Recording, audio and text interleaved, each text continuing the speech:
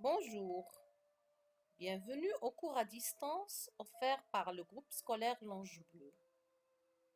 Aujourd'hui, nous allons vous présenter une nouvelle leçon d'orthographe, dont le titre est « Ne pas confondre on et on ne ». Cette leçon est adressée aux élèves de CM2 et proposée par Madame Rim.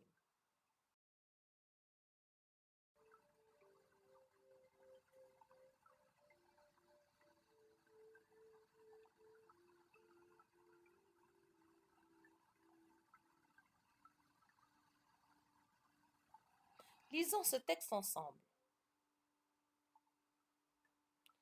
On est à Londres depuis hier.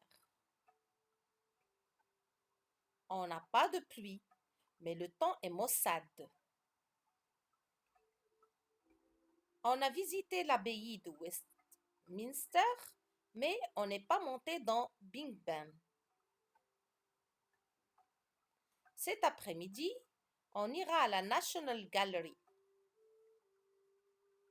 Et on n'oubliera pas non plus de se rendre demain au palais de Buckingham pour assister à la relève de la garde.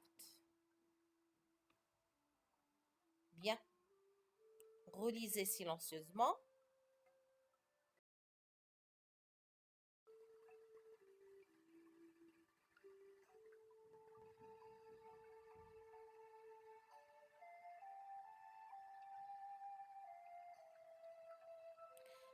Alors maintenant, regardez les mots entourés.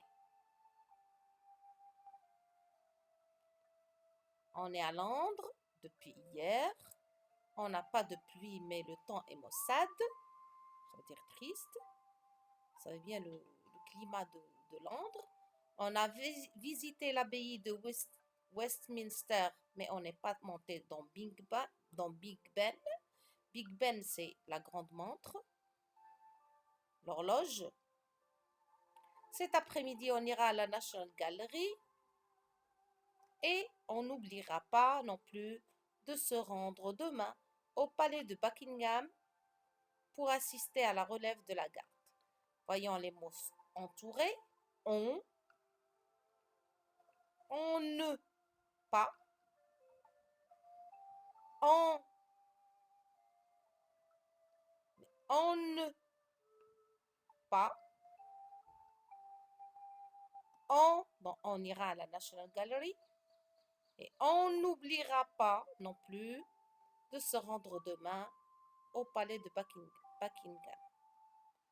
Alors, nous allons essayer de mettre en deux colonnes ces mots. Ceux qui sont dans des phrases affirmatives tout seuls et ceux qui sont dans des phrases négatives.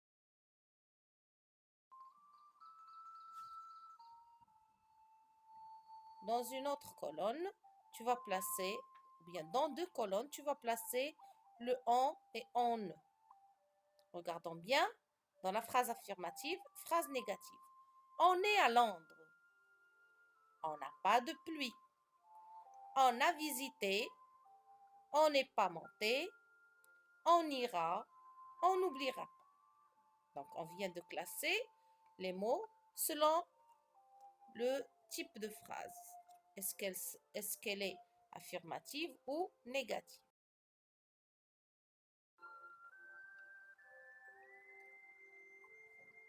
Maintenant, nous allons voir de quoi est composé les mots qu'on vient de soulever.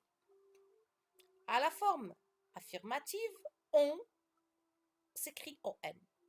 À la forme négative, on devient on ne plus le deuxième élément de négation qui est pas ou plus, jamais, rien, personne, ainsi de suite.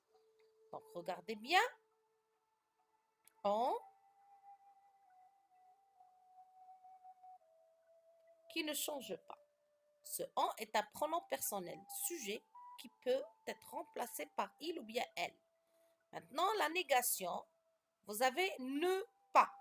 et ne qui est devenu N apostrophe devant un mot commençant par une voyelle. C'est le verbe qui commence par la voyelle. Donc, avec la liaison, vous avez en a. Attention, il ne faut pas oublier le N apostrophe de la négation. Ne pas confondre le N de la négation avec le N du pronom personnel sujet. Alors, pourquoi risque-t-on d'oublier le N apostrophe? Très simple, parce que à l'oral, il n'est pas perceptible. On l'entend pas très bien. Quand on fait la liaison entre en et le verbe, le N apostrophe n'est pas perceptible à l'oral. On ne fait pas très attention à ce N apostrophe.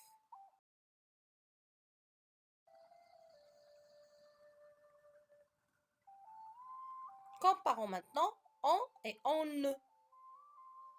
En est un pronom personnel sujet qui peut être remplacé par il ou elle. À la forme négative, on ajoute N apostrophe pas ou bien un autre élément de négation à la phrase affirmative. Mais le N n'est pas perceptible à l'oral, surtout quand le verbe commence par une voyelle. Je n'arrive pas à bien entendre le N apostrophe.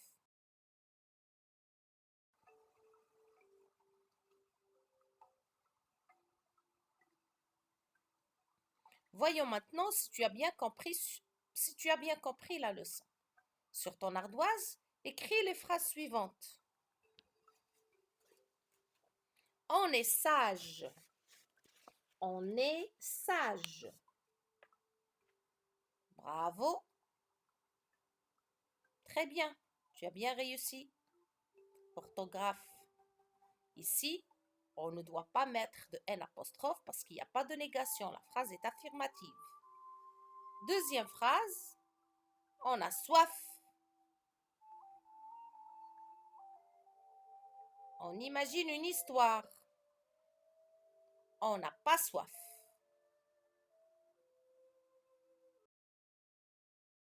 Vous avez bien compris votre leçon.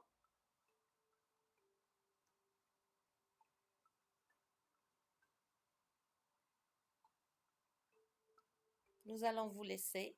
À la prochaine.